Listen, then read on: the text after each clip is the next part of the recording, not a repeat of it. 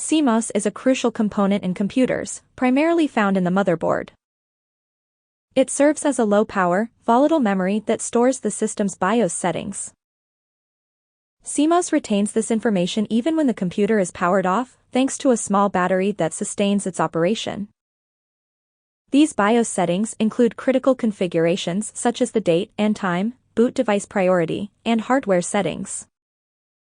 When you turn on your computer, the BIOS reads these settings from the CMOS and initializes the hardware accordingly. If the CMOS battery dies or is removed, the BIOS settings may be lost, causing the computer to revert to default configurations. Overall, CMOS plays a pivotal role in booting up the computer and ensuring its hardware functions according to the user's preferences, making it a fundamental part of the system's operation.